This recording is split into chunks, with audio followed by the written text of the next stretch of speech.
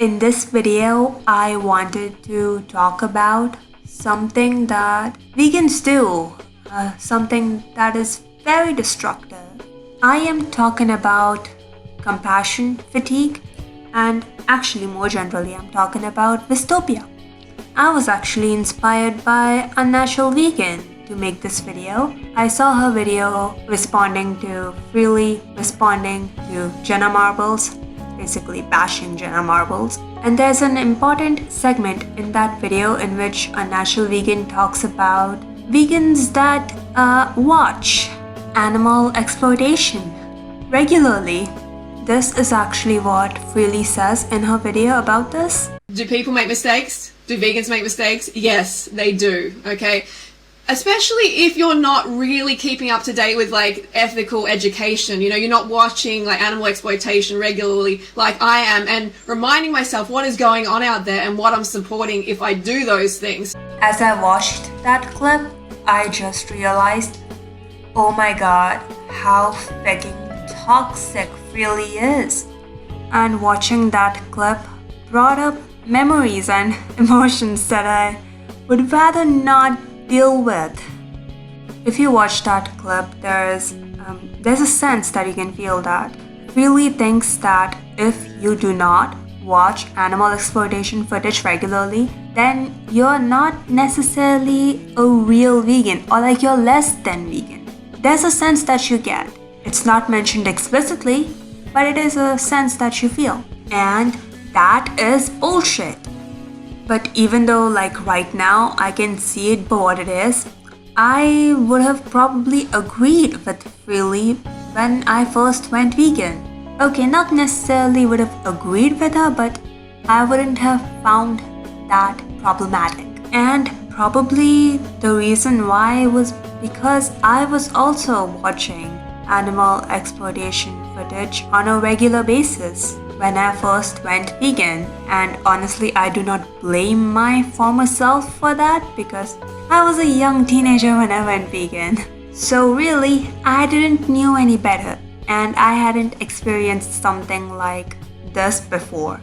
I actually remember like eating food while watching some vegan YouTuber, and sometimes on the side they would show animal exploitation footage, and holy shit, that's I wouldn't do that now. Holy shit, that's crazy.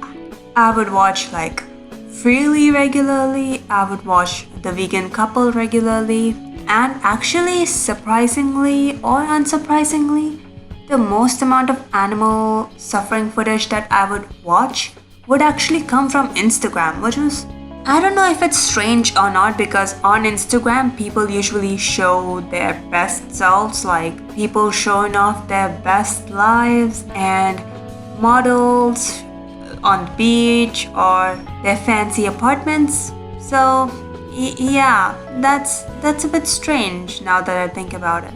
But I remember I would follow many Instagram accounts that would show animal exploitation footage on a regular basis. And it wasn't like I was using Instagram rarely. I would use that app almost every single day. So yeah, it was bad. And the only thing that those things did was to fuel up anger and outrage within me. And actually, anger is not the right word. I was fucking enraged by all of that stuff. And probably many people are now turned off by veganism because of me and me being hostile towards them.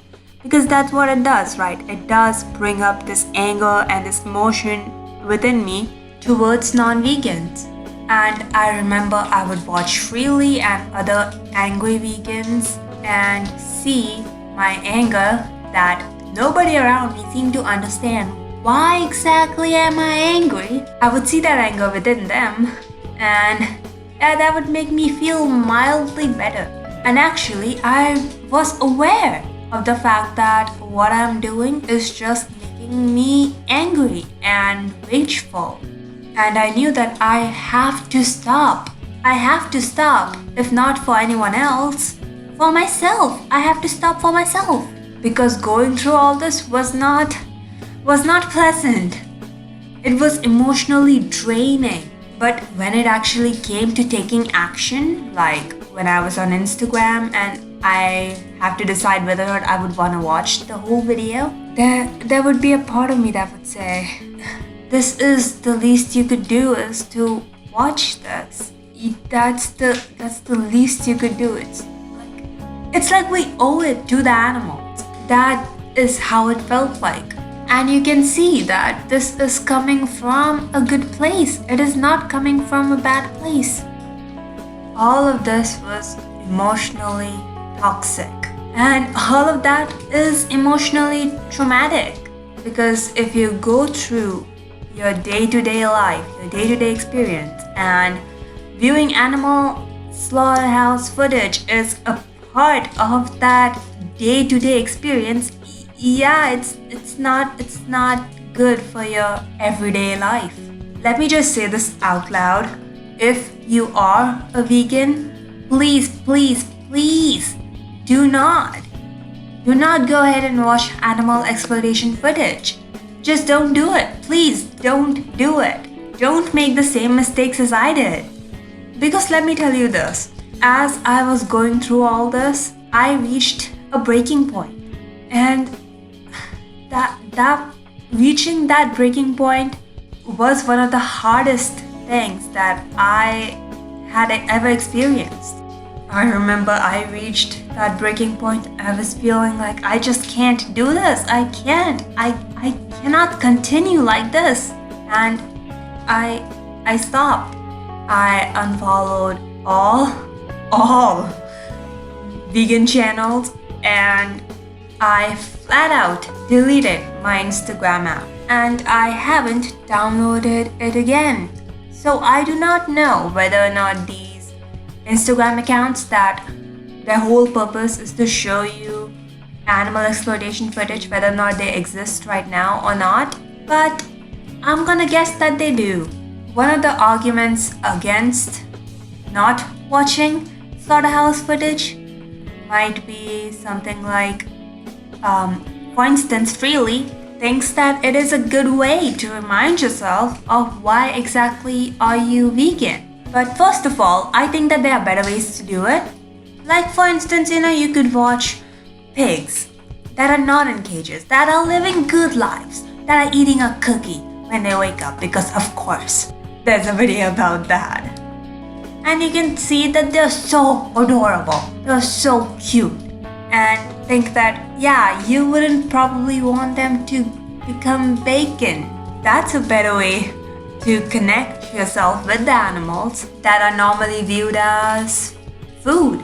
But this whole notion kind of seems off to me because, veganism is sort of like being an atheist. Like, once you are an atheist, there's virtually no going back because you have dismantled all arguments for religion, probably. Like, just see how many atheists convert into Christianity or any other religion. Almost none.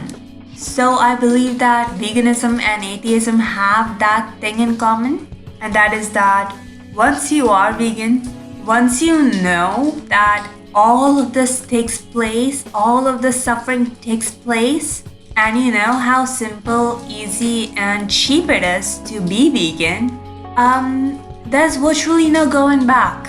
That is to say, once you have really connected with veganism on an ethical level, yeah, I don't think that there's going back. And you might say, well, what about all these videos that keep popping up about why I'm no longer vegan? I think that most of them are just trying out veganism because it is sort of trendy.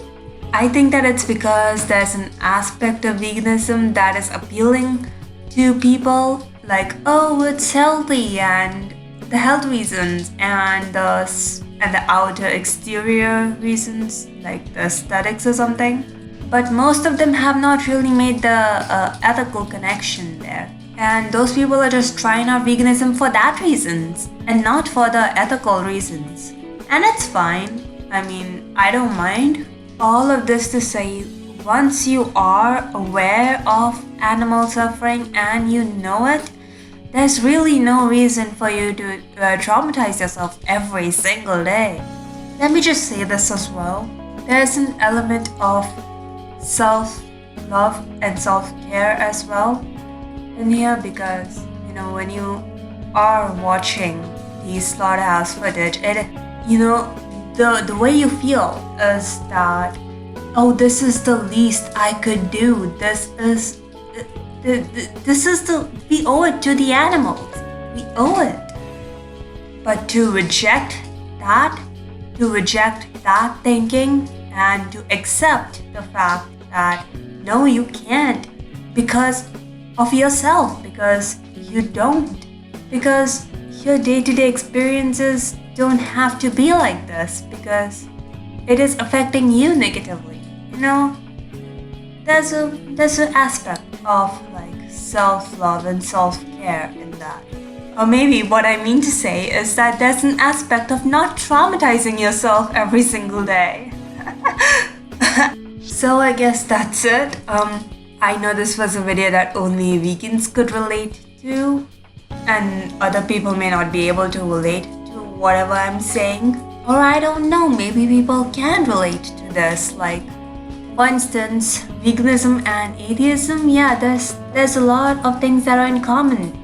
Like, for instance, people's ridiculous excuses. Like, talking to religious folks about religion, they might say something like, something, universe was created by God, because something, we can't come out of nothing, and God made us because, of course he did. But for a vegan, talking about veganism might be like listening to arguments like, what about protein though? What about B12? What about all these vitamins though? So yeah, but it isn't as extreme as atheism, because there's a lot more moral dimension to veganism than it is to atheism. Like, for instance, yes, there's a moral dimension to atheism. Like, you do not want people to be anti-gay. Like, that's a relatively apolitical statement right there.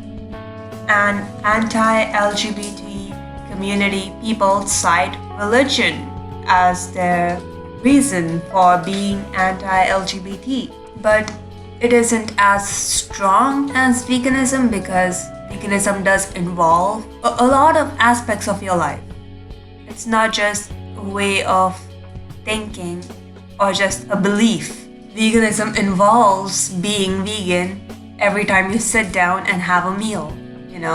I hope it makes sense. I'm pretty sure I'm just rambling right now. So I guess that's it. I'm done rambling.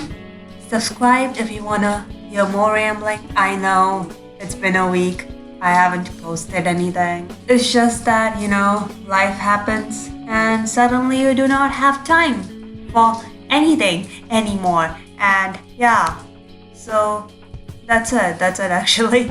So subscribe if you want to subscribe, and leave comments and likes and stuff. That's cool. And I'll see you in the next video. Probably, maybe not. I don't know. Goodbye.